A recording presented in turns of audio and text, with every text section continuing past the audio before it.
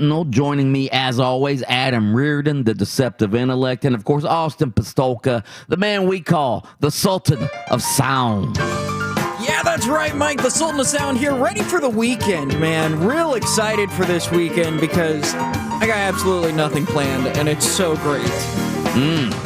That's a good weekend, not having anything planned.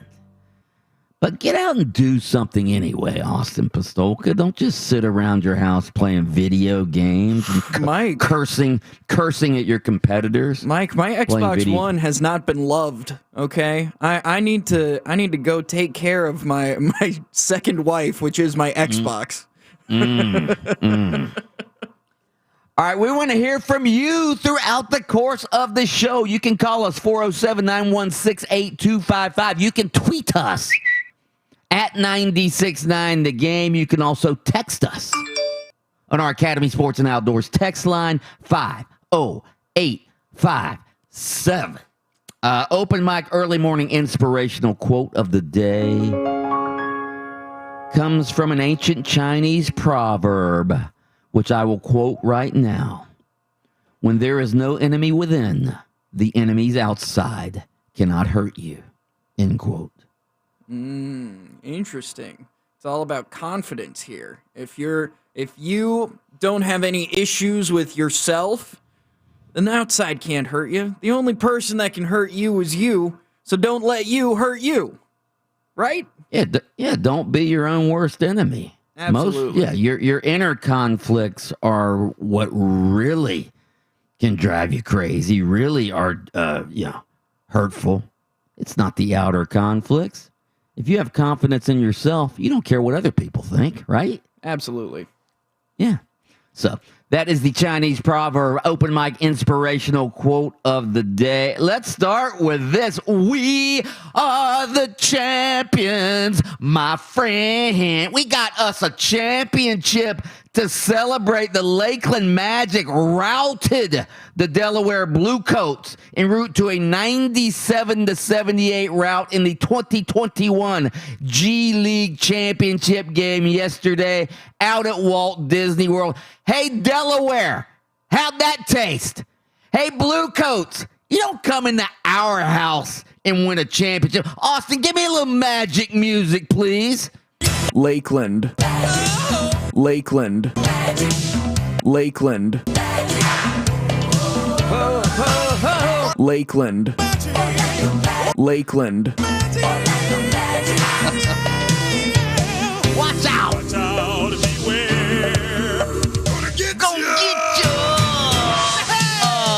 Austin, that was finely produced. Superimposing Lakeland over Orlando in the Magic song. Brilliant. That was brilliant. Yeah. Oh, golly. I've put more work into the Lakeland Magic than I ever thought I would. Goodness. All right, Austin, this morning at some point, we have Mayor Buddy Dyer's number. I want you to try to get Buddy Dyer on the phone, see if we can organize the boat parade out at Lake Eola, because Lakeland Magic coach Stan Heath was on our show yesterday, and even though Tampa is closer to Lakeland than Orlando, he says this is Orlando's championship. And you know what? The boat parade would be great out at Lake Eola. Does iHeartMedia, do they have a boat? Maybe we can get into the boat parade. Does iHeartMedia have a boat? Yes, we need to check on that. We'll check with Rick Everett. They've got 84 chairs and different TVs, but I don't think they've got a boat. We may have a boat somewhere, okay? iHeartMedia is a big company, biggest radio company in the country. If we do have a boat, we don't have access to it. Are you kidding me? Yeah, we'll have access to the boat if it's for the Lake Eola boat parade for our Lakeland/Orlando Magic. Wow. How much, where did you watch the Mike, big game I don't yesterday? know who's on the Lakeland Magic, and the fact that we've talked about it for 4 minutes. We spent 4 minutes on this? Where did you watch the game? Are you telling me you didn't watch the game? No! You did not watch the game? I did not watch the game. I bet you didn't watch the game. Who was the top scorer? You know what? I'm not even going to dignify that. Sure. with a Sure. remark. Didn't I'm think not you even need going to to. dig. Uh-huh. I would not. I mean, come on. Everybody in fact, when the game was over, who texted me? But Mark Daniels. And he said, "We are champions." Yeah. So the real sports fans in Orlando watch the game. Come on now. Right. Adam Reardon, I know he was watching it. Right. I stopped on it for 10 seconds when I was flipping through. I go, oh, here's the game. That's it? 10 seconds. Are you kidding me? Here's the game. You know what I wonder if in Tampa they probably don't need it. There's that's a real championship sports community down there. They gave birth to me, seeing how I'm from there. But Nice. I wonder when the Durham Bulls win something if the folks in Tampa are like, we should have a parade down there. First of all, we don't have championships to celebrate. All right, what do we have? We have do you the mean? Orlando Apollos. That's right. We had and we had UCF self-proclaimed Real national championships. Huh? But now we have a real championship, the Lakeland/Orlando Magic winning the G League title. Good Lord, my man. You've spent so much time on this. I seriously, wow. And congratulations to my man, Devin Kennedy, for winning the G League MVP trophy as well. Maybe he can toss that into our boat during the boat parade, huh? At Lake Eola. How good's that going to be? The fact that if they have a boat parade, the fact that this is for the NBA G League, these will be like canoes and cheap rafts you get from Walgreens. They'll be the swan boats out at Lake Eola, the little paddle boats. Oh my gosh, the swan boats. Yes. That's funny. That's a funny Absolutely. image. Just 6'10" guys trying to pedal those things. Just hitting their like knees in their face. By the way, the A-League team, the Orlando Magic, they started the second half of the NBA season the way they ended the first half, injury-plagued and losing. They were shorthanded again last night. They lose to the Miami Heat 111-103. Vooch had his typical double-double, 24 and 17, but the Magic were without Evan Fournier. They were without Terrence Ross. They were without James Ennis. They were without Cole Anthony, of course. Aaron Gordon did make an appearance, although he had a minutes restriction. He only played 14 minutes, but the Magic, as I said yesterday, they're going nowhere this season. They've now lost 6 in a row for the second time of the year. And again, when you don't have 3 or 4 of your best players on any NBA team, you're not going anywhere. And this Magic team, as Adam has pointed out, they were a borderline playoff team even when healthy. So I love that. When the sub 500 teams, at their best, sub 500, when they lose their best players, they become sub 500 teams. Yeah. I love that before the game, Steve Clifford was straight up saying, some of these guys are going to play positions they've never played before. Yeah, but he's had all this time off. I mean, what they didn't want to borrow anybody from the G League team just in case they.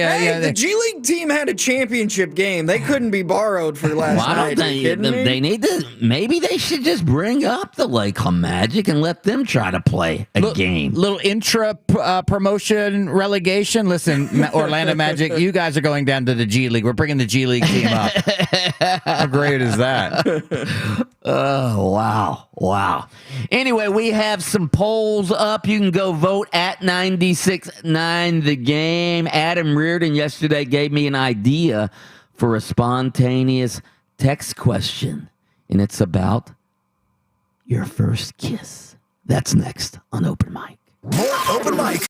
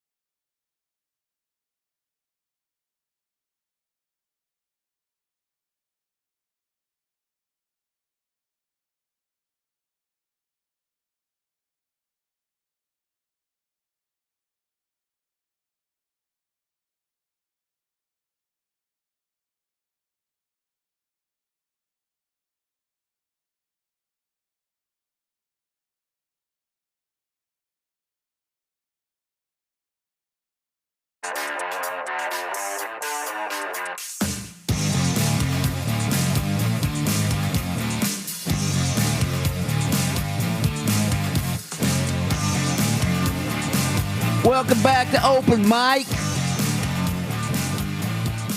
So the poll we have up about the Lakeland Magic is, and you guys are making fun of me, I know, but you know what? Maybe our listeners will agree with me. And the poll is this: how ridiculous is Bianchi's idea of a boat parade on Lake Eola to celebrate the Orlando/Lakeland Magic's G League championship? Yeah. I hope you have an option not ridiculous at all, Austin Pasolka. It is an option, but I thought about not putting it. I really thought about not putting it. Oh, wow. Wow. What about Sergio Garcia yesterday? The Players Champion. Where'd that come from? Doesn't he plays well there, though? Yeah, he's won it. I think he won it, what, I don't know, 7-8 years ago, maybe even longer than that. But he's finished runner-up a couple of times. So, but he's 7 under 65 yesterday. And that course, I mean, it was killing guys yesterday. Rory McIlroy, good Lord, he opened with a double bogey from the trees. He hit 2 in the water on the 18th, made quadruple bogey 8. And he wound up with a 79, his worst score in about 3 years. So, yeah, Bryson DeChambeau, by the way, of course, coming off the victory at the Arnie, he sort of reeled it in a little bit. He shot a 69 yesterday. He's 4 shots back. But, man, that course was, again, it was slaying guys yesterday. I watched 21. Kevin Na, I think it was, as I was flipping through early in the morning, and I watched him dunk, I think 3 in the water, and then he finally, the guy goes, oh, he's just chipped it up there, it's nice and safe, and that thing rolled, right under the fringe, close to the water again. I'm going, oh, my God, even when that guy, basically took the safest shot, it almost went in the water. 13 scores of 80 or higher yesterday at the Players' Championship. 22 scores of triple bogey or worse. Wow. But Sergio Garcia, I call that a Sunday afternoon. What are you talking about? Yeah, right. I know. I heard the promo of the Beat of Sports where Scott Harris was asking Mark Daniels, had he ever had an 8 on a hole? And I'm like, good Lord. Who hasn't? Yeah.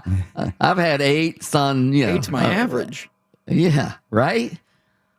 I've had 8s on many 8s on par 3s. I mean, good Lord. And anybody who's driving around right now going, tell them, looking over at their son or daughter and saying, your father's never taken an 8. Your dad's a liar, okay? Because your dad hits one in the water and he puts it back down and he goes, all right, that's my second shot. No, it ain't. Yeah. That's your third, buddy. That's your third. The first one went in the water. Second one goes down. Now it's your third shot. What? No. That's not. I mean, they should have Christmas decorations on my golf scorecard. There's so many snowmen on it. Good Lord. Nice. Wow. That's good. Wow. All right, so spontaneous text question of the day. Spontaneous text question of the day. So yesterday we were talking about the prom and all of that stuff, and Adam Reardon talked about his 8th grade dance. He never went to the prom, but he had an 8th grade dance where he kissed a girl. All right? And you didn't say that was your first kiss, No, right? not my first kiss, no. Okay. But that's going to be our text question. Your first kiss. Who did you kiss, and what do you remember about that kiss?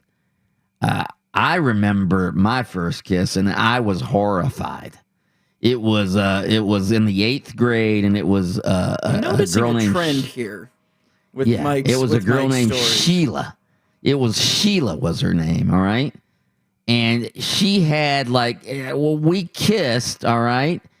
And she had a serpent's tongue. She stuck that serpent's tongue down my throat, and it was like, what are you doing with that thing? Yeah. I was horrified and disgusted.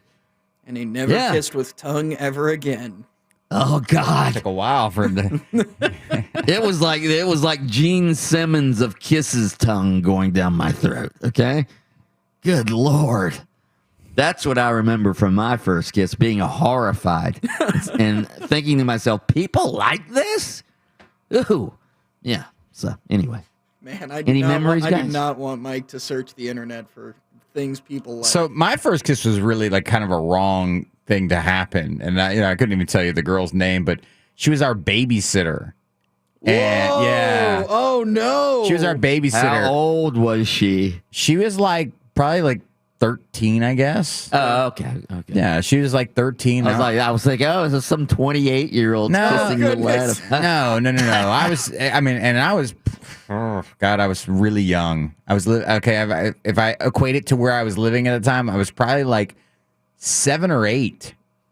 And So she was testing you out on her kissing. Well, she. I mean, I can remember it like it was yesterday.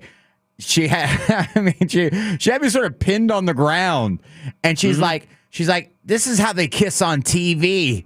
And then she did what you were saying, and I remember her serpent's tongue. She stuck her serpent's tongue down your throat. Yes, and I remember it. I feel weird, and it's weird, Austin, that you say that because that's the same exact emotion I had. I feel kind of weird right now. I didn't know if I was scared or if I was like excited. It's probably a little bit of both. Matter of fact, I know it was a little bit of both. Goodness. Let me guess. Austin's first kiss was his wife on their wedding night. At their wedding night. Yeah. At the altar. That's what it was. No, my first kiss was her name was Nakia Anders. She was a senior, and I was a sophomore. Ooh, And older chicks. Yeah, brother. Let me tell you, it was a hell of a time. Did she have a serpent's tongue? Oh, absolutely, Mike. Yeah. Yeah. No question about it. And I wasn't scared. I wasn't turned away from it at all. Bro, you were in high school. I was like 7. What do you want from me? Hey, no, not you. I'm Okay. talking about Mike. Mike was the one who was terrified. 8th grade's in middle school. I wasn't terrified. I was horrified. I wasn't scared. I was like disgusted with that serpent's tongue down my throat. That relationship for me lasted a month, and then she finally stopped Snapchatting me. Remember, I was a sophomore when we dated for 1 month. Yeah. She continued to text and Snapchat me, trying to get me back until I was a freshman in college. Austin Pistolka, greatest boyfriend Wow. ever. That must have been a hell of a kiss. Yeah. Let me tell you, I'm a professional, Mike. Normally you That's tell that probably- story like later in life with like other adventures and stuff. She couldn't go without this, Listen, nobody's kissing game is that strong, buddy, okay? It must have been the kind of kiss that inspires the stars to climb into the sky and light up the world. These lips, That's incredible.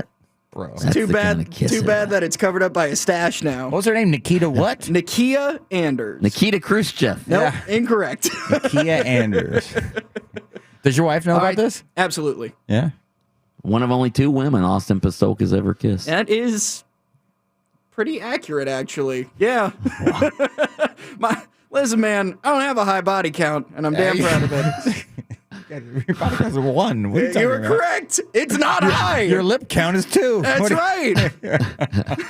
All right, text in 50857. Who was the first person you ever kissed in a romantic way? Not your mother or your dad or whatever. First person you ever kissed, text him in 50857. There are girls that listen to our show as well. Oh, I know. All right. I didn't feel like we had to include that part. That's not what we're talking about. All right, straight ahead. Do you believe a famous but shady high school coach who says Alabama and Georgia are paying recruits hundreds of thousands of dollars? We'll get to that next on Open Mic. Bianchi's got to get a quick workout in. Tom, you are. Open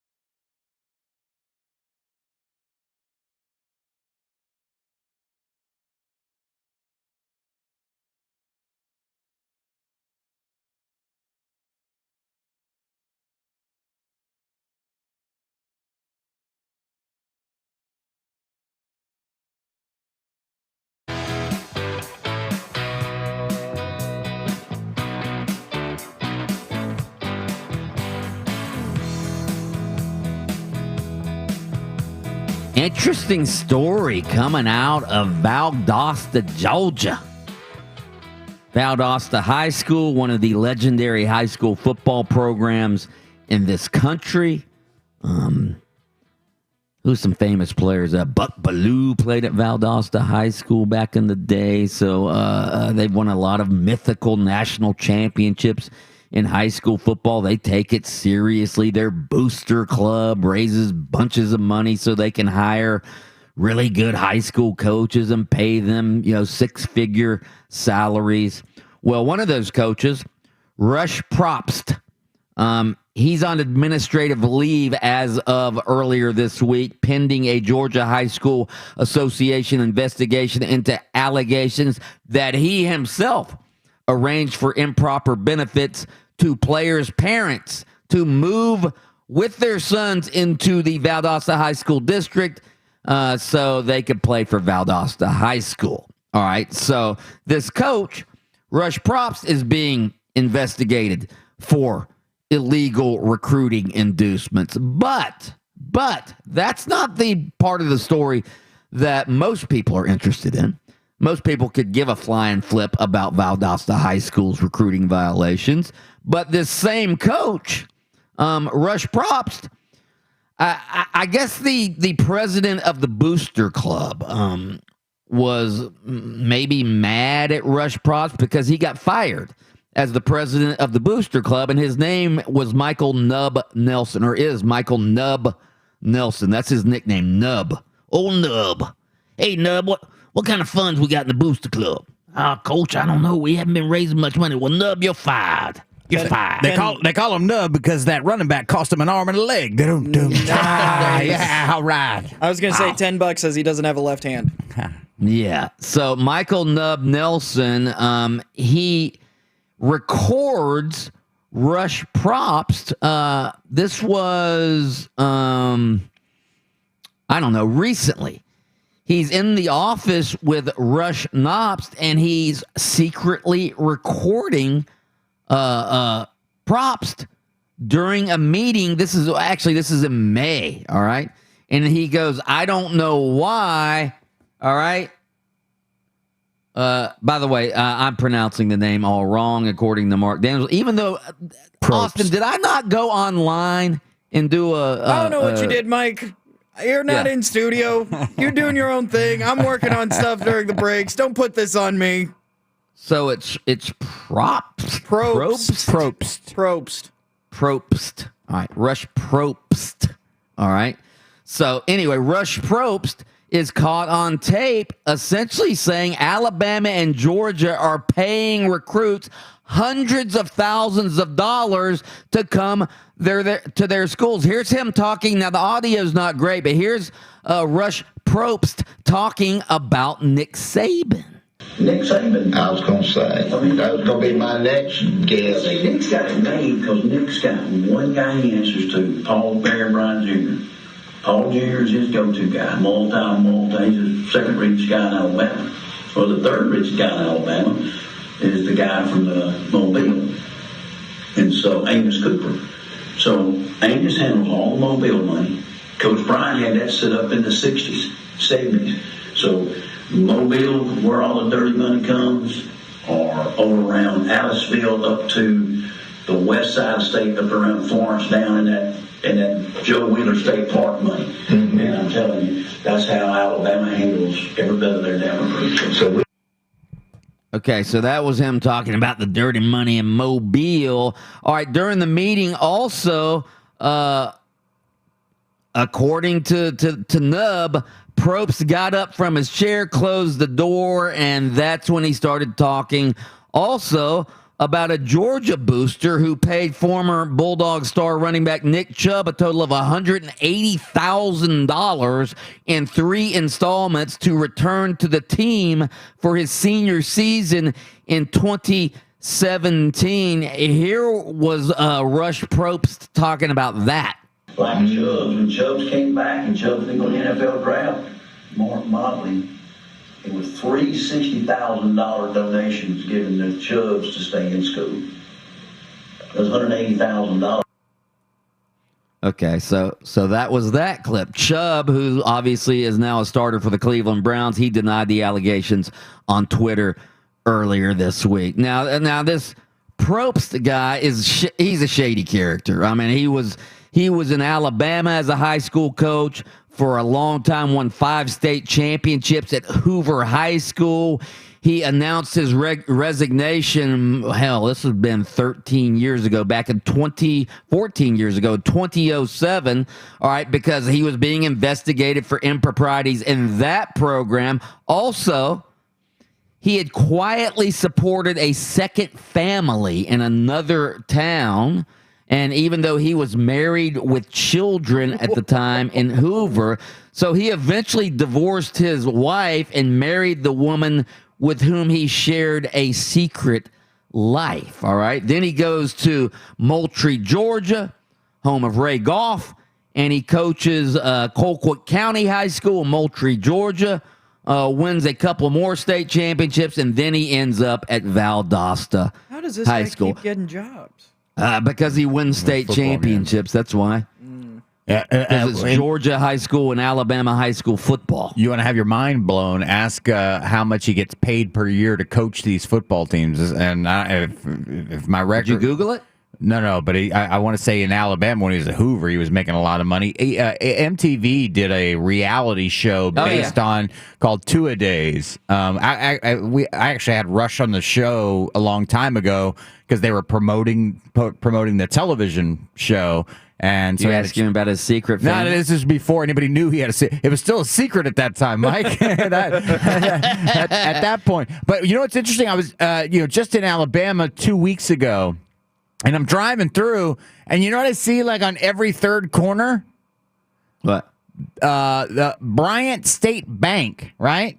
Or Bryant Bank. Jr. Yeah, and I'm sitting there and I'm driving through and I'm going, man, like even like the banks now, this would be like driving around Gainesville and Ocala and seeing, Spurrier National Bank, or something like that. And I'm going, man, Bear Bryant's shadow isn't just cast over that football stadium. It's cast over this entire state. Yeah, that's his son is like the big time president, I think, of banks and. Yeah, but I'm saying he probably helped.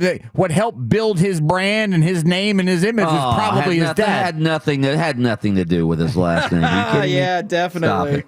Yeah, Goodness. Just like Dale Earnhardt Jr.'s last name had nothing to do with him. Hey, he was a hell of a driver. Don't you dare disparage the name of Dale Earnhardt Jr. Turns out he was a good driver, but let me tell you something. Kerry Earnhardt got a shot just because of his name. Yeah. All right, our thought-provoking daily poll. Austin, do you have that up right now? I've got it right here. Do you believe shady Valdosta? Whatever. Valdosta. Nobody cares. Football coach Rush Probst, who was caught on tape accusing the Alabama Crimson Tide and Georgia Bulldogs of paying high school prospects hundreds of thousands of dollars to play for them. Yes or no? Do you believe him? Absolutely, I believe him. Yeah. Yeah, I believe him, even though he's shady. This is a worse secret than his, second family, by the way. Right? Yeah. I saw the funniest tweet about this. They said, if anybody knows about players being paid, it should probably be the cheating high school coach who himself pays players, okay? Probably. So yeah, I'm going to say I do believe this. Absolutely. I saw the funniest tweet saying, well, no, absolutely. Everybody believes it. But so I saw someone tweet out saying, Alabama and Georgia have these allegations against them. Good to know that Kentucky's about to get a visit from the NCAA just to check in on this. All right, straight ahead. Should UCF fans get mad at new AD Terry Mahajer if he ups and takes the Kansas job only a few weeks after he took the UCF job? We will discuss and debate that next on Open Mic. Whether you're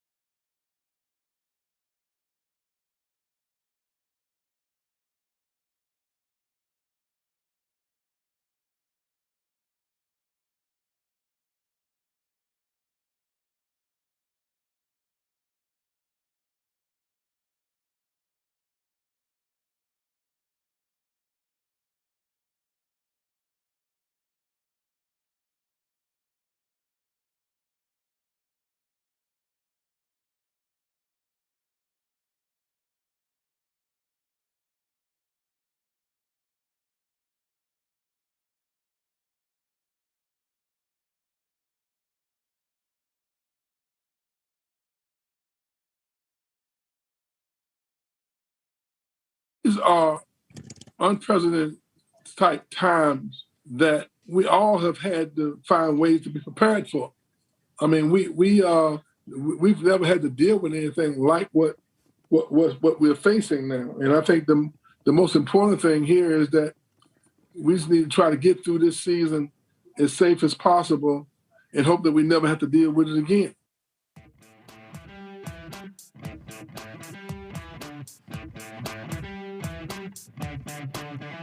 That was Florida State head basketball coach Leonard Hamilton, whose team advanced in the ACC tournament yesterday, not because they beat Duke, but because Duke had to forfeit the game because of a positive COVID case within their program. We'll get to that story momentarily.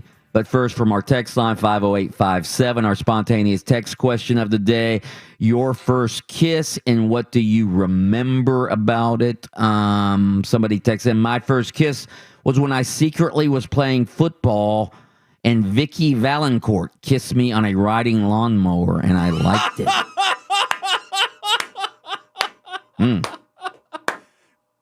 Mike, you don't understand the reference, do you? Yeah, I understand. He gets it. Does he? Yeah. My first kiss, 8th grade, and I don't know if he's making this name up. My first kiss, 8th grade, Ginger, and then the last name is R-A-L-E, Rail. Say that name again, Ginger Rail. Ginger Rail. I was terrified and grossed out with the tongue stuff. He was just like me. Yeah, the serpent's tongue down your throat. Yeah.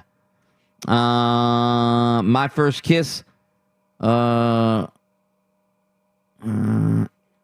Wilson on the way back from our first date, and my brother, who is 5 years older, was driving, gave me a huge. I'm not gonna read that last part. Goodness. Some of these references I don't understand, and they might be nasty. Okay. All right, keep those coming in. 50857. Adam made reference to a father telling his son that he never got an 8 in golf, and somebody texted in, the father is correct in saying he never took an 8. He might have gotten an 8, but he only took a 7. That's true. That's true. All right, back to Florida State. Again, Duke is out of the NCAA basketball tournament now. In fact, after they forfeited the game, Kevin White, the AD, put out a statement, not even waiting to see if the NCAA selection committee was going to gift Duke a invite. He said, his quote was, "Our season is over.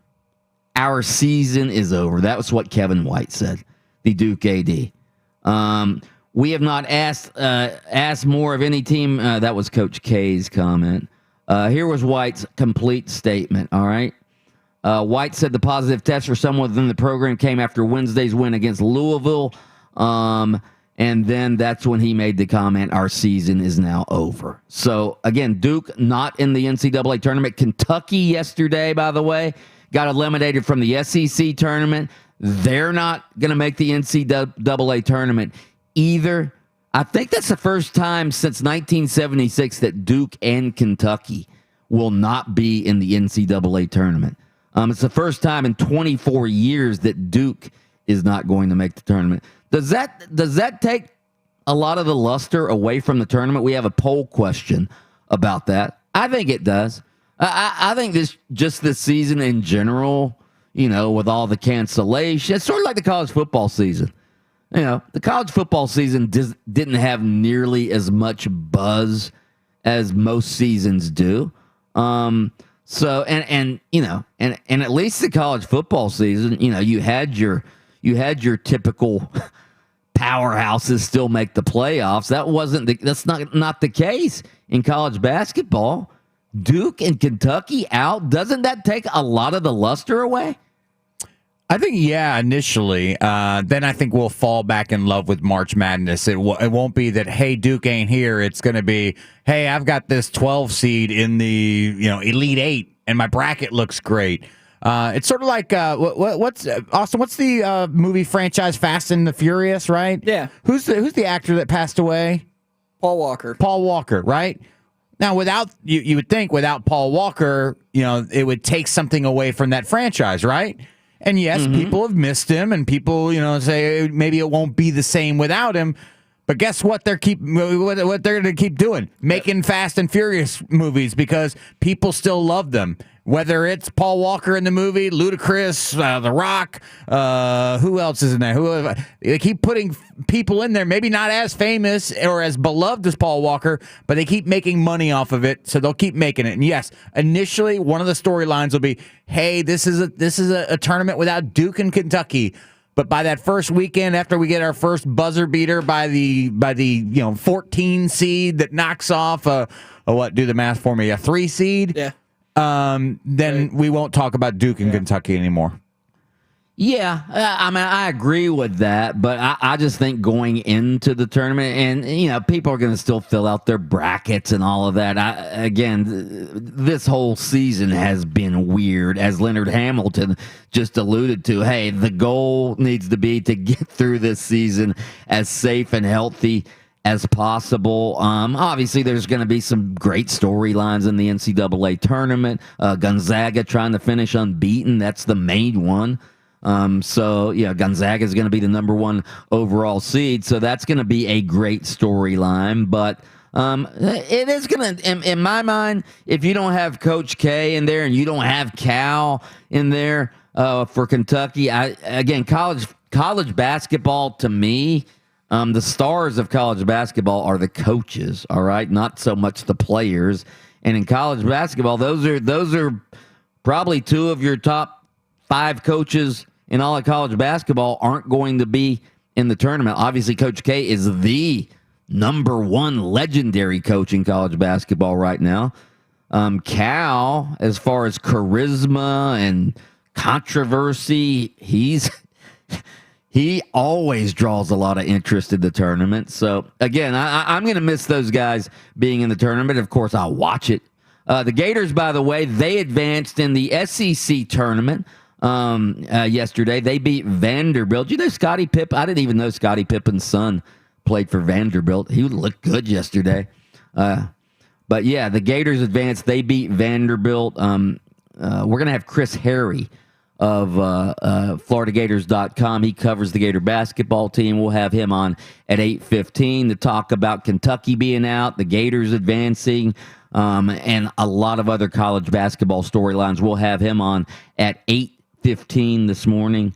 UCF advanced as well yesterday. They beat East Carolina 72-62. Now, UCF, the Gators are going to make the tournament. FSU is going to make the tournament. UCF's not making the tournament unless they can somehow, some way win the AAC tournament, which, again, they would have to win 3 more games in 3 days for that to happen. I don't think that's going to happen to you guys.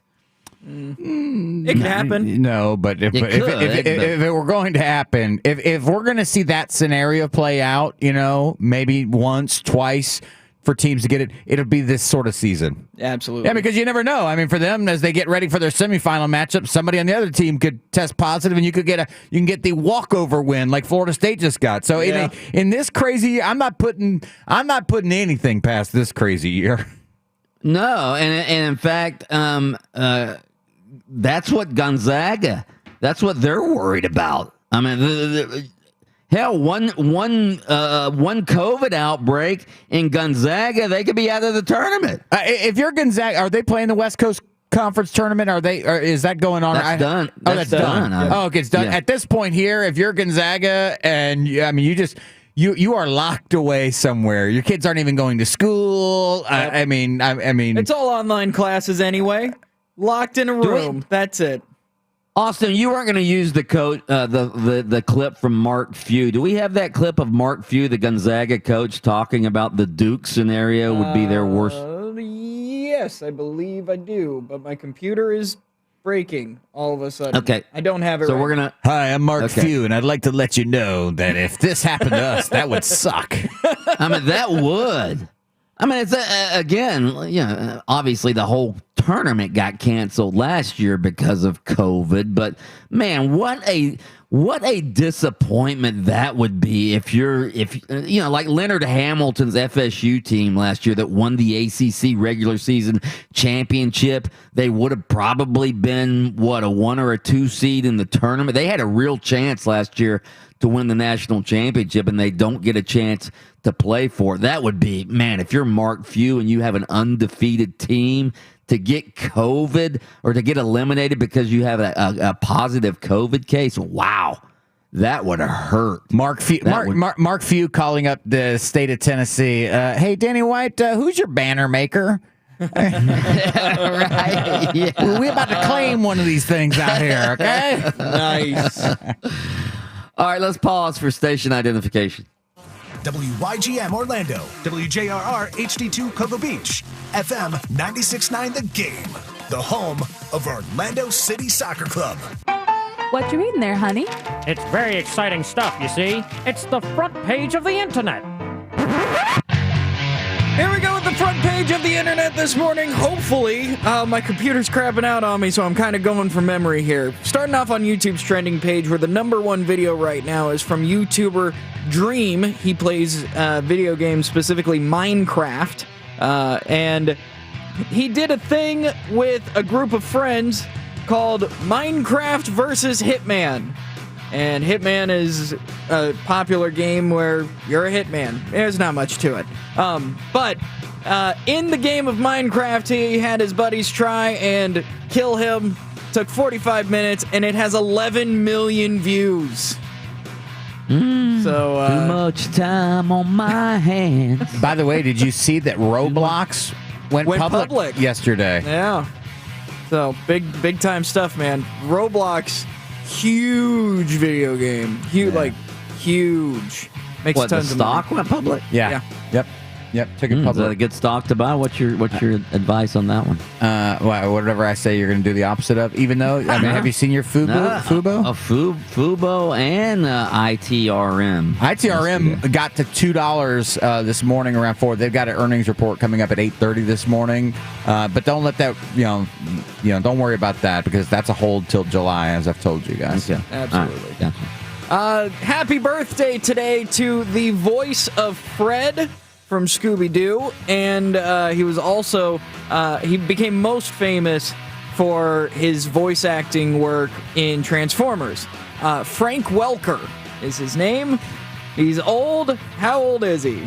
Fred he's got to be ancient. He's got to be 86. He's 80 years old. 74. Okay. Okay. Then trending over on Twitter, do you guys know what an NFT is? NFT. No. I'm sure I do if you... So an NFT it's like Bitcoin. So it's like a cryptocurrency, but instead of it being just like money, it is a piece of art. It is digital art. I just saw it yesterday. Just saw 2 of them yesterday. One sold for $5 million. It looks like Mike. Just to picture in your mind 8-bit graphics from Atari. Right. When you were younger, like Pong. Like how like if it went in a diagonal line, it was just squares that went in a It's the most ridiculous thing I've ever seen in my life. One just sold for $69 million. Are you talking about the collage one? Yep.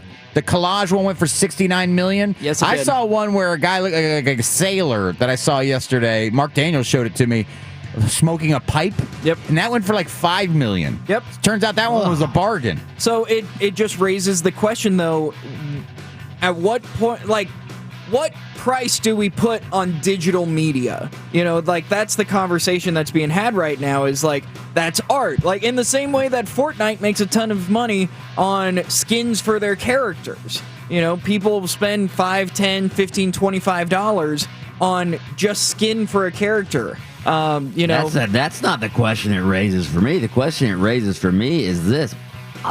How many people have so much? There's a lot of money out there. There's a lot of rich people out there. There is. There's a lot of money. I'm not convinced this isn't dirty money, by the way. That's fair. I mean, I mean, Little Rush Probst money. Yeah, I'm talking about it. El Mobile, I mean, the that whole Mobile, art that dirty money down in industry Mobile. is BS anyway. Well, no, right? I'm talking about take your money, dump it out into outer space somewhere in this digital currency. Yeah. And, then, while the IRS is trying to look for your stuff, it's floating around in this stuff. And then, you get it all clean and then you recycle it. The other thing that's trending is the stimmies are coming. Yay. Stimulus checks could be arriving as early as this weekend, according to the IRS. So be on the lookout for that. And that is the front page of the internet today. By the way, for those of us who don't get a stimulus check, That's what a hell of a brag there. Yeah. What do you want to know? We all now know. I think technically I can still qualify for the $300 a week thing. There you go. Technically. Nice. till you get married. All right. So Miami Heat center Myers Leonard, who we spent a lot of time talking about, was it yesterday or 2 days ago?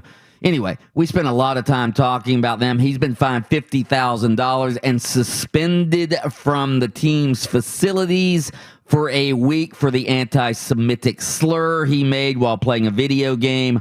On Monday, he will be required to participate in a cultural diversity program. Do we have Adam Silver? Can we play a clip now? We're going to try. Okay, here we go. Adam Silver. Nope, don't got it. Computer's busted. Okay, so we cannot play clips right now because of technical difficulties. Well, here was his quote. Quote, Myers Leonard's comments was inexcusable and hurtful, and such an offensive and such an offensive term has no place in the NBA or in our society. That was Adam Silver. However, he went on to say, we accept that he is genuinely remorseful. We have further communicated to Myers that derogatory comments like this will not be tolerated, and he will be expected to uphold the core values of our league: equality, tolerance, inclusion, and respect at all times moving forward. Now, some people say, well, why did he only get a $50,000 fine? That means nothing to a multimillionaire NBA player who's made about $70 million in his career, because that's the maximum penalty he can get via the collective bargaining agreement. $50,000 fine and a week's suspension. Here's the thing. Here's where he gets the break, though, all right? So the week's suspension, because he's injured, all right, he doesn't lose the week's worth of game checks because he's injured, all right? So he's still going to be compensated for the 5 games that the Heat will play during his suspension, which means by being injured, he saves $324,000. So there you have it. Anybody have an issue with the suspension or fine? I don't know how you could have an issue with it when that's the maximum he could get by the CBA, right? Yeah, no, I think some people have an issue with the fact that the rule seems a bit light, lax. But so I was thinking about this the other day in regards to this punishment. If the NBA had a much stricter stance on racial slurs, anti-Semitic slurs, homophobic slurs. Mm-hmm. If every time somebody said, any word that would fall in that group, including, and again, this would be a tough situation or tough subject to deal with if you're Adam Silver. The obviously the N word is one that very rarely should do people say, but we saw what happened with Kyle Larson. If this was a word that was said from one African American player to the other African American player to another African American player, would he be subject to that same $50,000? And if so, then if you raise that would it become a major issue if you did penalize strictly and harshly for any of these words, whether it be homophobic, whether it be racial? You talking about an African American call or a black player calling another black player the N word. Yes. As in the hip hop world, it's sort of a term of endearment. Yeah. If you're the NBA and you're saying we're not tolerating any of this, nothing. These words don't exist for us, and we're not going to tolerate it. I wondered if the reason why the penalty doesn't seem that strict at all is to sort of protect themselves from that. Maybe. Because again, I'm sure if your scenario, I mean, you could probably go in a lot of NBA locker rooms and hear that. Forget locker rooms. I'm talking about on the court. I'm talking about on the court in the middle of the game. I'm not talking about in the locker room. I'm talking about literally on the court with these boom shotgun mics, with people sitting courtside with their cell phone cams, and two guys jawing back and forth. Although wouldn't we have record of that? I mean, I don't. So again, maybe the NBA looks at that and says, all right, well, there's a past there, and again, it's almost like in society, we definitely know that, it's a word that's used, with each other that obviously, and nobody else, should or, does use. I don't think anybody should use it. Well, my stance is if the NBA says this is a word that no, and we're gonna fine people $300,000 and you're gonna lose a month. If Myers Leonard says it, obviously he's gonna get hammered with that. But if James Harden says it, is it the same penalty? And so I kind of wondered if the reason why the penalty for this action is because of maybe that, and then we even saw Kobe one time get in trouble for the homophobic slur. Yeah. I say he used the F word, I thought. He did. So again, I mean, where the NBA is sort of like, okay, we gotta punish people, but we better make it a slap on the wrist, because if we come down too hard with the hammer and then somebody goes, well, wait a minute, how come I got the hammer and this guy got nothing? You could create yourself a major issue. The other thing with this whole Myers Leonard situation that we have to take into account is his even more so than Kyle Larson, his reputation is wrecked. Like in my opinion, his reputation is absolutely wrecked. And so, really, more so than I think there's people like you and Mike that go, I don't think he knew what he was saying. No, the reason why more so than Kyle Larson, I mean, like in his work, I think Kyle Larson is coming back from that. I don't think that Myers Leonard can come back from this as easily. Austin, that's not his reputation. That's the fact that he's not as good at his sport as Kyle Larson is. It has nothing to do with his reputation. Myles Leonard is a backup center, and who again, he's not a very good player. And I'll say this Kyle Larson was one of the best young drivers in NASCAR. That's why he's gonna. I got a chance to come back. It had nothing to do with the Kyle Larson's slur, in my opinion, was worse than Myles Leonard. It was way. I agree. It was way worse. But why was it worse? But why? Here's my point on why it's not necessarily, because there is this sort of double standard where offending one group is way worse than offending another group, and so with Myers Leonard, we look at it and we go, all right, Julian Edelman stood up and said something, and he said it in a way like, hey, I'd like to invite you over to the house and explain things to you. So I think that Myers Leonard is going to, 2 months from now, we won't even think about this. It won't even be the same thing as Kyle Larson. Kyle Larson can win 100 more races, and most people will look at Kyle Larson and go, that's the guy who said the N-word. And Myers Leonard can go win a couple of NBA titles, be the seventh man off the bench or whatever, and people won't even remember this. And that's why I think that Myers Leonard, because there is this double standard where if you offend one group, it is definitely worse than offending another group. And as far as the hierarchy goes, sadly in this country, offending Jewish people falls way below a lot of other groups. And I just think that If Myers Leonard had said the N-word, his career would definitely. That would be yes. Yeah. His career would. You're right. Well, because what he has to deal with, what Kevin Larson doesn't have to deal with, or Kyle Larson doesn't have to deal with. Kyle Larson doesn't have to walk in the locker room and see a lot of African Americans. And 80% of his teammates. Yeah, and 99% of his fan base. Yeah. So no, it's totally different. Yeah. Sadly, it's totally different because it should be. Hey, listen. let's knock all this out for everybody. But as far as the toes he could step on, I don't want to say pick the right toes, but when it comes to discipline, these are the Austin, ones. are we going to be able to do sound off or not? I believe I have it working. We'll try. All right, we'll try to do sound off next on Open Mic. Open mic.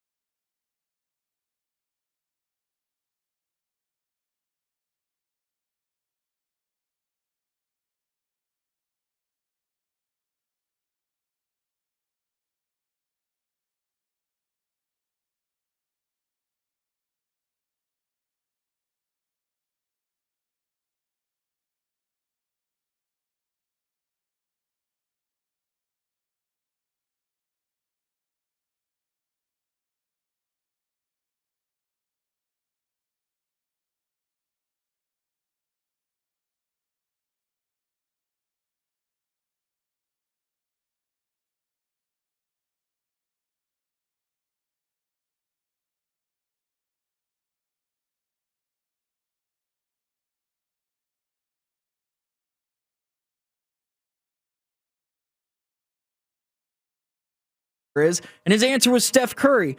Hard to argue with that. Mike, who's your favorite NBA player? Who's my favorite NBA player? By the way, Gus Malzahn will be on at 5 o'clock today on In the Zone, not 5:30. Gus Malzahn, UCF head coach, 5 p.m. today on In the Zone. Who's my favorite basketball player? It's hard to argue with Steph Curry. I love the guy. I love his demeanor. I love he's a good representative of the sport. But you know what? I'm gonna go hometown team. I'm gonna go Vooch. Vooch is my favorite NBA player because again, Vooch could have he's been here 9 years, 9 mostly miserable years of losing, and Vooch could have walked in. He's a 2-time All-Star. Any NBA player who is a good player can force his way out of town, and Vooch has chosen not to. He's chosen to be the good soldier. He's chosen to not demand a trade, all of that, and he wants to be in Orlando. Vooch is my favorite player. I think he's a talented player. I think we here believe in developing players at all positions, and I think with an off season, with some OTAs, with more reps, more repetitions, like any player, or I think they develop and get better. And I think he feels the same way. That's Brian Flores, head coach of the Miami Dolphins, talking about Tua Tagovailoa, saying he just needs development. We're a developmental team. We like to develop our own players. Adam, the NFL is not a developmental league. How much time does Tua have? He has until a better option comes along. And whether that be a trade for a more established quarterback, a trade that the Dolphins would stomach as far as what they would have to give up for him, or if they get to the point where this year ain't it, and they're looking around the draft going, God, I hope this is a quarterback-heavy draft, and we'll take a guy in the middle to late first round or even in the second round, you could have that scenario play out. So really, if they stick with Tua, this better be a growth year for him, or else it looks like to me the writing will be on the wall. If the quarterback position is the only one holding them back, then he'll be gone. I understand it's on me, and what we're putting out there defensively is embarrassing, quite honestly, and we've all got to take ownership of it. A lot of it's me, and a lot of it's our players, and they've got to take some ownership. We didn't compete tonight, and that's the bottom line. We didn't compete. We didn't help each other. We didn't play together at either end of the floor. A really embarrassing evening for us tonight. Man, Stan Van Gundy having an embarrassing night with the New Orleans Pelicans. Just wanted to get a little bit of his voice back on the show. We miss Stan here on Open Mic. Mike, talk about Stan Van Gundy's time in the NBA so far, and how maybe it hasn't gone as well. Well, I mean, the Pelicans are doing okay, all right, but they got absolutely drubbed last night by the Timberwolves, 135-105. I love Stan. That Stan he's been doing that since he was the coach of the Magic. He'll blame his players, but he always puts some of the blame on himself. That way that way the players don't really get that mad at him if he's blaming them all the time. So, but very strategic post-game remarks by Stan saying, hey, I'm partly to blame, but our players need to take ownership as well. I think Stan's stint so far has gone well with the Pelicans. Sound off. That's sound off for today. All right, I've been teasing this story. We're going to get to it next. Should UCF fans be upset if new AD Terry Mahajer up and leaves for what could be his dream job at Kansas? That's next on Open Mic. This is Markel Folks of the Orlando Magic. When it comes to sports radio, Open Mic is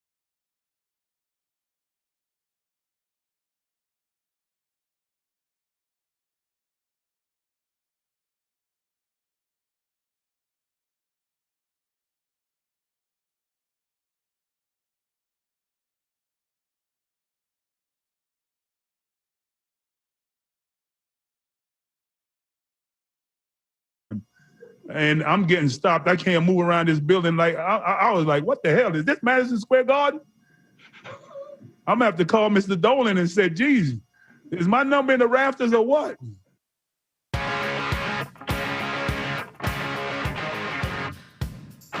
Patrick Ewing, the head coach of Georgetown, the Big East tournament at Madison Square Garden.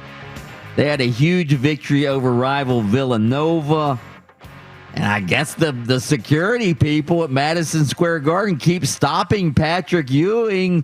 You know, where's your credential? Where's your pass? And Patrick Ewing says, I built this damn building.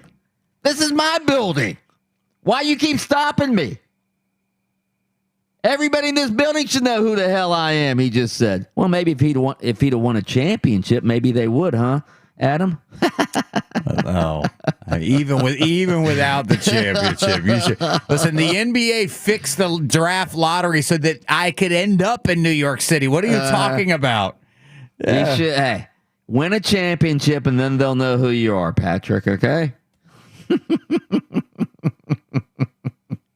He was not happy, was he? You could hear the chuckling in the background, but Patrick Ewing was serious. He wasn't happy about it at all. Yeah. Wow. I'm trying to think. I'm trying to think of great, like a perfect analogy for that, in like college football. You know, like, well, I don't know. Football's different because you got a helmet on, so it'd be hard, and you're not 7 foot tall. Yes, the guy's 7'1". All right. And he's Patrick Ewing in New York. I mean, how long has it been since Patrick Ewing did anything for New York? Let me ask you that question. Well, again, it's been a long. Hell, he played for the Magic after he played for the Knicks. So, yeah, it's been a long time. Yeah, maybe there's some young guy there like Austin Pastolka who has no idea who Patrick Ewing is. Yeah, that could definitely be the case. Jam? That's how I know. Right? That's how I know him. He was from Space Jam. All right, I've been teasing this story. So UCF's new athletics director, Terry Mahajer, we've had him on the show. He's a great interview when he was on our show a couple weeks ago. Obviously, he just took the job at UCF a few weeks ago. Well, he's already being mentioned for the AD job at Kansas. Jeff Long, of course, the former AD at Kansas, was just fired amid the Les Miles mess at LSU, which then followed Les Miles to Kansas, where he too was just fired. Isn't it sad, by the way, that Kansas has fired 2 people because of the Les Miles incidents and scandal, whereas LSU has fired nobody, even though the scandal actually happened at LSU? Isn't that sad? Well, all the people that at LSU are already gone.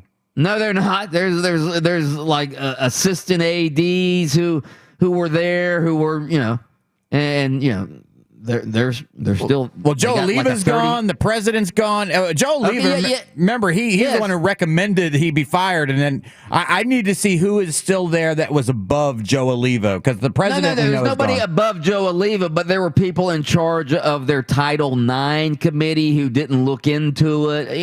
There's a bunch of people at LSU who were there and could have done something and did it, and a couple of those people got like 30-day suspensions. They did not get fired, whereas Kansas is the school that's firing everybody.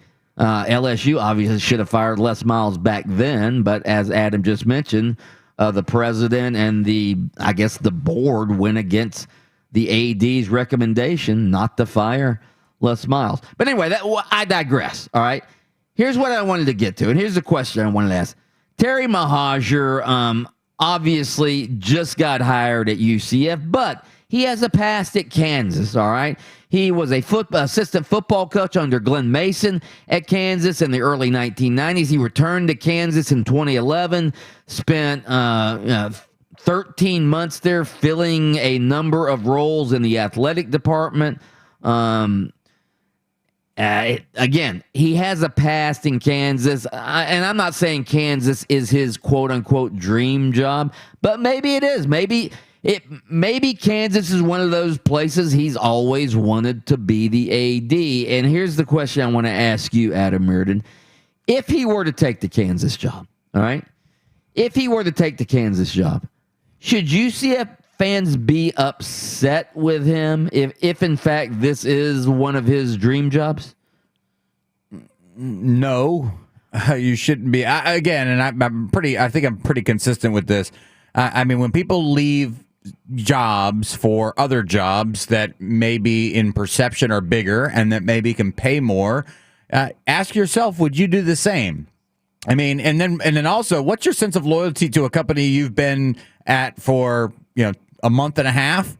I mean, imagine if you started work at a place and you were there for a month and a half, and then its competitor, a bigger competitor, came to you and said, hey, we'll up your salary by 30%. And, oh, by the way, you get to control an athletic budget that is probably 10 times what you'd be dealing with at a place like UCF. Well, not 10 times. Well, I mean, they get significantly higher. Well, yeah, I don't know what the Big 12 contracts are in football. But you're talking about the TV. Yeah, I'm talking about the revenue. TV revenue. Okay, TV revenue. Yeah, the wallet that you're going to be able to deal from. Oh, by the way, we've got a football hiring that you need to make. So now you'd immediately make that impact there, like you just did at UCF.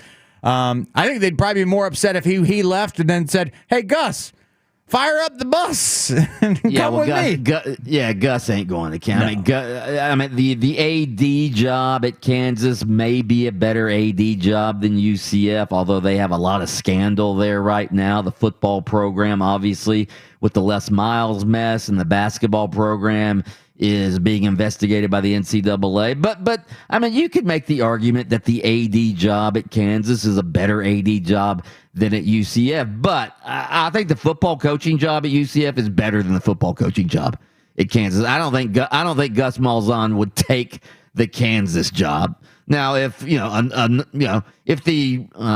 just throwing a school out there. If the Oklahoma job were to open up, then Gus Malzahn would probably take that if it was offered. He's not allowed because he came here under the pretenses that this was his last stop. Remember, this was part of the deal. No, that was Gene Chizik. He just came in after that. All right. So I wouldn't blame him either. First of all, UCF would get about a $2.5 million buyout if he leaves for another job, so they can I was going to ask if there's a buyout for athletic directors.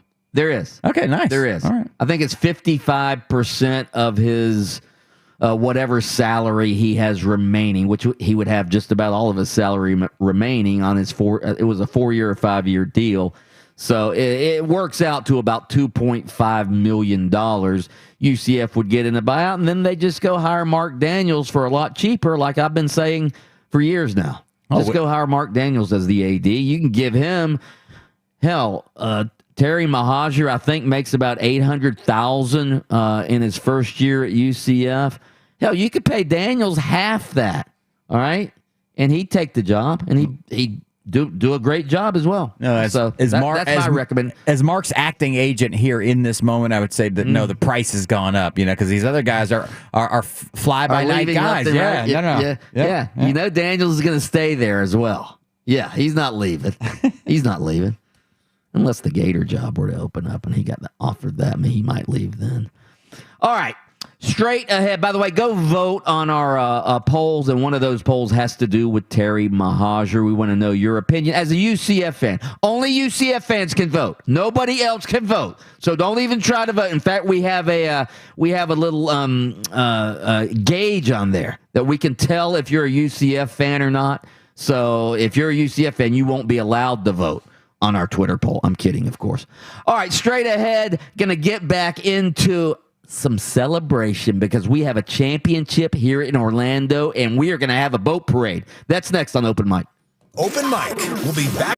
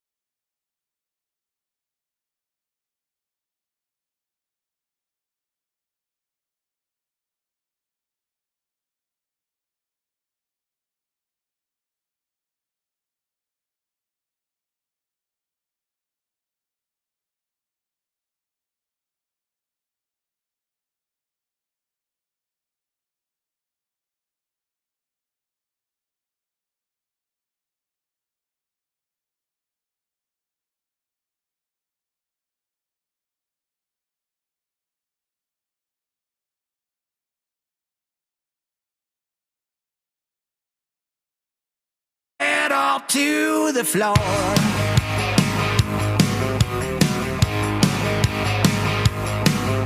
It's loud and live and local.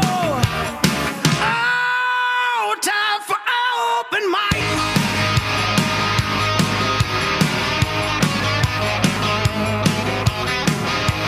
Welcome back to Open Mic. I'm Mike Bianchi, the Bulldog sports columnist of the Orlando Sentinel, joined as always by Adam Reardon, the deceptive intellect, and Austin Pastolka, the Sultan of Sound. Yeah. Together we are Open Mic, the Troika of sports talk radio excellence in the megalopolis we know as Central Florida. Programming note on In the Zone this afternoon with Brandon Kravitz. Starts at 3 p.m., but at 5 p.m., Gus Malzahn, new UCF head football coach, will join Kravitz and Stefan on In the Zone. Again, that's at 5 p.m. this afternoon. Gus Malzahn, our spontaneous text question of the day. Spontaneous text question of the day. Who was your first kiss of a romantic nature, and what was it like? We told our stories earlier. Mine was a girl named Sheila in the 8th grade, and I was horrified because she had a serpent's tongue that she stuck down my throat, and I was gagging. I was gagging. All right, Adams was his 13-year-old babysitter, pinning him down and practicing her kissing techniques on 8-year-old Adam. And Austin was a sophomore in high school. Who was the girl? Nakia Anders. She was a senior. She was a senior. From and you were a Bertrand High sophomore. School. Yeah. And your kiss impressed her so much that years later, she was still trying. me. Absolutely. She was a senior. Austin, to earn hours for school, used to deliver her meals on wheels. Oh, you son of a gun. What are you guys doing this weekend? What do you got? What fun plan do you have? Anything? Anyone? Anyone? I got nothing. Oh, well, I've got a soccer game. I'm finally able to play on Sunday, and actually, Austin, I'm recording. I've hired Austin to come videotape our game because though I'm not the coach, I am a soccer coach. I do want the tape to analyze our adult over 40 men's league team so that we can kind of maybe look at our formation, look at where we have players. You're kidding. I'm being dead. I am being dead serious. Mike, we've scored 2 goals. We've scored 2 goals all season. So I mean, it's time. You're going to break it down. You're going to break down the tape. Yeah, we're going to break down. Listen, it's supposed to be a recreational league, which means, hey, you're supposed to have fun. But let me say this. Winning is way more fun than losing. I can promise you this. So doesn't matter what level or what sport you're playing. You're absolutely right about that. The Bulldogs going to be at a free St. Patty's Day block party over in Hamlin this week. And the house band, who sings our theme song, they're going to be playing over at this block party over in Winter Garden. So I'm going to wait. St. Patrick's is like just around the corner. When is St. Patty's Day? Is it Sunday? I'm the worst. Don't ask me. I hate it when people are like, when's Easter? I'm like, I don't know. When's Mother's Day? I don't know. Oh. Yeah. When's our anniversary? Okay, I got March that one. 17th. So that would be next it's next week. Yeah, next Wednesday. Yeah. So come join me, though, on Sunday and listen to the house band, the Down Brothers, at the free St. Patty's Day party at Hamlin. All right. I'm a little troubled right now. I've been trying to get some excitement drummed up this morning from our listeners, from my co-host, Austin and Adam. I've been trying to get them to celebrate the championship that we won yesterday. We've got a championship to celebrate, and all I hear is doldrums on this show. The Lakeland Magic yesterday routed the Delaware Bluecoats 97-78 to win the G League championship at Walt Disney World yesterday. As I said earlier, hey, Delaware, how did that taste? How did that drumming taste, Bluecoats? How did it taste? Because we are the champions. We are the... actually, Austin, play me a little Lakeland Magic music, will you? Lakeland. Lakeland. Lakeland. Lakeland. Lakeland. Yeah, yeah. Watch out, beware. Gonna get ya. Yeah, Lakeland. Austin, that was expertly produced, by the way you superimpose the word Lakeland in there for Orlando. Awesome. By the way, I told you earlier this morning, Austin Pistolka, to try to get in touch with Buddy Dyer this morning so we can get him on the phone, see if we can organize the boat parade at Lake Eola. Have you called the mayor yet? No, I have not called the mayor. At 6 a.m.? No, I have not called the mayor of Orlando about this. Well, let's get the mayor on because we want to see if we can organize the boat parade for the Lakeland/Orlando Magic. Obviously, this is a big deal. We have a championship to celebrate, and you guys can poo-poo it all you want. Go ahead and poo-poo it if you want to, but you know what? You take your championships where you can get them here in Orlando. I'll take the G League championship just like I took the Orlando Apollos winning the fictional Alliance of American Football championship, just like I accepted UCF winning their self-proclaimed national championship. At least this is an official, real championship that our Lakeland/Orlando Magic have won, so you guys need to get a little more excited about this. Can we do the college football argument? You know, we have this every year. Like, hey, do you think Alabama could beat this team in football? Yeah. Could the Lakeland Magic beat the Orlando Magic today? Today. You talking about the injury-riddled Orlando Magic that played last night? They got beat last night by the Heat. Literally, in a one-game winner-take-all scenario, the winner is the NBA franchise representative, known as the Magic. If Lakeland played Orlando today, who would win? Ooh. Okay, so the Magic of last night, the Orlando Magic of last night, they played without Evan Fournier.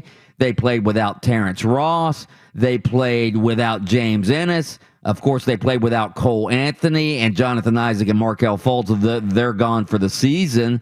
Vooch would go for 145. Vooch would score like 60 on the Lakeland. No, I would still take, obviously, if the Lakeland Magic could beat the Orlando Magic, then all of those Lakeland players would be up playing in Orlando right now, right? That's right. So they gave it a shot with Frank Mason, but unless the Magic are like, okay, we're not getting anywhere yet this year anyway, so let's just keep this team intact. We don't want to bring the winning G League Magic up. Yeah, we're trying to get ping pong balls right now. The last thing we need is these Lakeland guys winning games for us. Man, if you're the Magic, I'm talking about the Orlando Magic. If you're the Orlando, they're the second worst Magic team in the state right now. Imagine that. If you're the Magic right now, and again, bless Nick Vucevic. He had his 25th double-double last night. He had 24 points, 17 rebounds. But if you're Vooch, how can you not be frustrated? I mean, you're a two-time All-Star now. You're having your best statistical season, and now you've lost 6 in a row for the second time this year after last night. You're 13-24. Obviously, you're not going anywhere. You have the toughest schedule in the Eastern Conference in the second half of the season. And again, I give Vooch credit. When we had him on our show, when was that? Was that last week we had him on the show? Yeah, it was. When we had him on the show last week, when I asked him, hey, would you rather be playing for a contender right now, or would you rather stay in Orlando and continue to try to build a championship? And again, I believe him. I know you guys are probably a little cynical.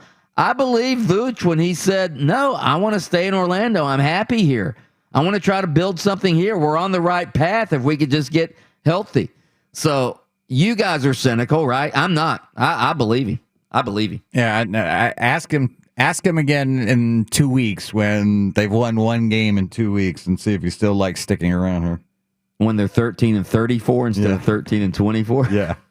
Yeah. All right, let's pause for station identification. WYGM Orlando, WJRR HD2 Cocoa Beach, W245CL Deltona. This is FM 96.9, The Game. You feel that? I could feel it. We're about to blast off. Just hook it to my veins! It's time for the blast. That's right, it is time for the blast here on Open Mic, brought to you by Frank Gay Services. If you need an electrician or a plumber and you need them right now, go to frankgayservices.com and they will hook you up. That is frankgayservices.com. Let's start off with the Open Mic thought-provoking daily poll. Actually, no. We will start with the G League Championship ridiculousness that is supplemental poll number 1. How ridiculous is Bianchi's idea of a boat parade on Lake Eola to celebrate the Orlando/Lakeland Magic's G League Championship? So ridiculous! I really shouldn't have to give the rest of the options, but I guess the other options. You should. All right, somewhat ridiculous or not ridiculous? It's not ridiculous. I mean, we could have the boat parade on Lake Eola. We could use the Swan paddle boats. We could, throw the trophy across the water like Tom Brady did. It would be amazing to be able to celebrate a championship. The pandemic is sort of coming to an end now. It would be an excuse for us all to get out on Lake Eola and celebrate a championship from our Lakeland/Orlando Magic. Again, paddling those swan boats around Lake Eola is always great fun. Anyway, even when there is no championship to celebrate. Come on now. Come on, Austin. Get the mayor on the phone after this segment. Adam, you don't have to answer if you don't want to. You know my feeling on this. Listen, I could. Oh, you too good to celebrate a championship? I can back the UCF National Championship. I know why you did that. Makes sense to me. The Apollos one, I rolled my eyes because people weren't really that interested. This one right here, yes, they were. I got to stop you dead in your tracks. You're going to make a mockery of this city. This is going to be the city of proclaimed winners. We can never be actual winners because all we do now is proclaim the smallest victories, even victories that don't even happen in our city. We're trying to claim. It did happen in our city at Disney. No, but for our city, they are. Let Lakeland put this right next to the Dreadnoughts' 10,000 state football championships. It's their championship. We want winners, our own winners here in Orlando. I got to stop you here. You're gonna give this city a bad name in the entire sports consciousness. So no, this is so ridiculous. 62% of the vote says it is so ridiculous. All caps. What was second? Somewhat ridiculous with 20%. Not ridiculous is way in the back. All right, let's go to the thought-provoking daily poll. Do you believe shady Valdosta High School football coach Rush Probst, who was caught on tape accusing the Alabama Crimson Tide and Georgia Bulldogs of paying high school prospects hundreds of thousands of dollars to play for them, yes or no? Well, first of all, this guy is shady.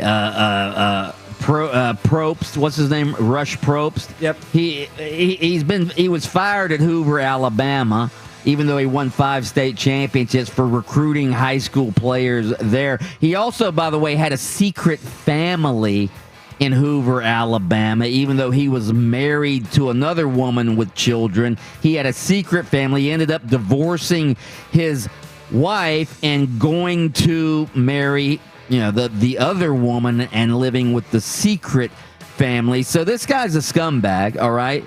But scumbag or not, yes, I believe him. I believe the Alabamas and the Georgias of the world. Not saying that Nick Saban and the coaching staff knew about it, but yes, I believe all of these shady boosters at these big-time schools try to do something to get players into their programs. Imagine we were worried about Terry Mahajer taking another athletic director's job. This guy had 2 families out there going back and forth too. This is in fact, Alabama, Georgia, and the likes paying for high school recruits for prospects is a worse kept secret than his second family. In fact, so yes, I'm not shocked at all. 78% of the vote says yes, they do believe Rush Probst. Supplemental poll number 2. How much luster has March Madness lost with the Duke Blue Devils and Kentucky Wildcats essentially being eliminated from the NCAA tournament? Is it all the luster? Somewhat lost its luster, or it has not lost any luster? It hasn't lost all of its luster. Obviously, there's still some great storylines here in the state of Florida. We're going to have the Gators and the Seminoles in the NCAA tournament, so that's exciting for state of Florida basketball fans. Gonzaga is going to try to finish the season unbeaten and win a national championship. That's exciting, but college basketball is the stars of the sport are the coaches. And you have two of the most high-profile marquee coaches, maybe the most marquee coaches in the sport. Coach K and John Calipari aren't going to be in the tournament. So, yes, it loses some luster, but not all. Yeah, it's lost some luster. Not all of it, and it's not going to be the same, at least for the first weekend of the tournament without those guys. But I think we get a couple of buzzer beaters, a couple of Cinderellas into the Sweet 16, then we let the tournament the do what it Bracket does. Busters, baby! That's right, baby! That's right, baby! It's the Bracket Busters, baby! But let me tell you, the vote says it has not lost any luster. 74% of the vote. No luster lost. Because it's March Madness, baby! Bigger than those schools. That's right. It's bigger than those schools. Supplemental poll number 3, with new UCF Athletics Director Terry Mahajer being mentioned as a candidate at Kansas. Should UCF fans blame Mahajer if he were to leave so quickly for what might be considered his dream job at KU? Yes or no? First of all, that's a hypothetical. We don't know that it's his dream job, but I'm going to say if it were his dream job, all right, and he worked at Kansas a couple of times over the course of his career, if it were his dream job, I'm going to answer it in this way. If it were, all right, hypothetical, if it were, yes or no, I would not blame him. If I'm a UCF fan, I would not blame him at all because, again, he would be getting a higher salary. He would be going to a bigger job at a more high-profile institution. If it were his dream job, he would be returning to a place that he's always wanted to be the AD. And UCF will get a $2.5 million buyout, which they could put in their athletic department coffers and then go hire another AD for cheaper. Yeah, look, Danny White just left. If he were to leave too, who do you get more upset with, or who hurts you the most? The one you've been married to for a long time and you just went through that divorce, or somebody you broke up with after 1 or 2 dates? All right, listen, Terry Mahajer hadn't been here long enough to build that connection like Danny White had. So, you'd let him go, and then with the by the way, when they broke up with you, $50 fell out of their pocket in your car on their way out. Okay, we could.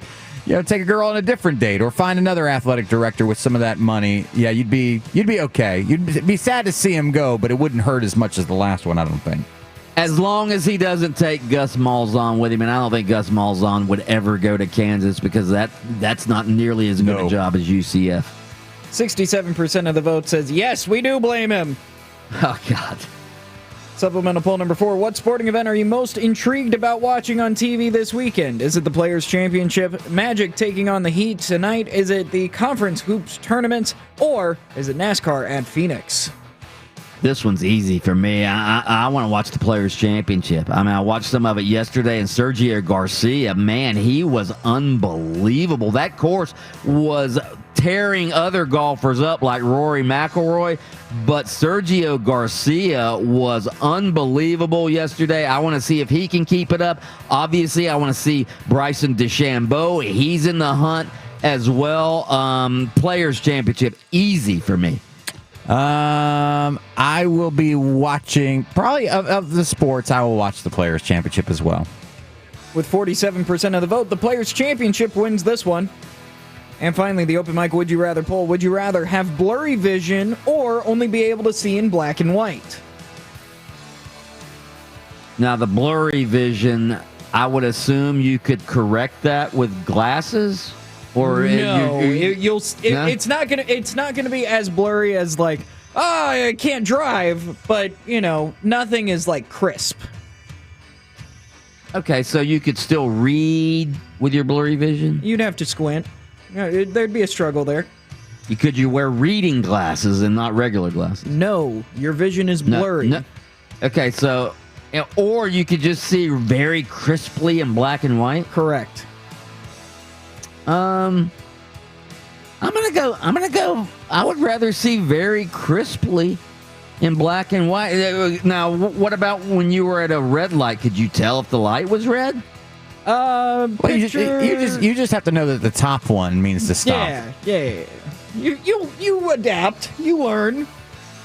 I'm gonna go crisp vision in black and white. I'd rather crisp vision in black and white. Yes. You don't want to see all the pretty colors anymore. Well, yeah, but I'd rather be able to see my pretty fiance clearly. That's fair. Black and white wins this one with 80% of the vote. I'm still a little intrigued by the landslide vote of UCF fans who said they would blame Terry Mahajer if he left. Now, again, it would be a quick exit, but I mean, what did you say earlier, Adam? You put it good. What would you yourself do? That's how I always look at it. If it was my dream job and I was going to make more money and, essentially be happy, I mean, who's going to blame anybody for wanting to do that? No, if you were the general manager of a Checkers, right? Checkers restaurant, and then somebody from McDonald's comes by and says, "Hey, listen, you can have the same job here, but I'm going to pay you 33% more. We deal in higher volume, so your chance for bonuses are higher. Why wouldn't you take that? I mean, I don't know. Would it be because I just got here and it would look bad if I left all of a sudden? Look bad to who? The people who are offering you 33% are the people that want you to leave. I mean, no. I mean, who's it going to look bad to? Yeah, well, I mean, it's never good to take a job and leave, 6 weeks later. But for a better job? Yeah. Sorry, McDonald's. I got to see this thing out for a couple of years. Hopefully, that opening's going to be available then. No. Again, I agree with you, but it would be a little bit of a bad look. And for UCF fans who'd be upset with me, I do love Checkers fries, by the way. So it's not. Me too. It's not like the Checkers is a bad thing. I'm just trying to use. Yeah. Now, if you'd have said Crystal, that would have been bad. All right, straight ahead, we're going to talk to Chris Harry.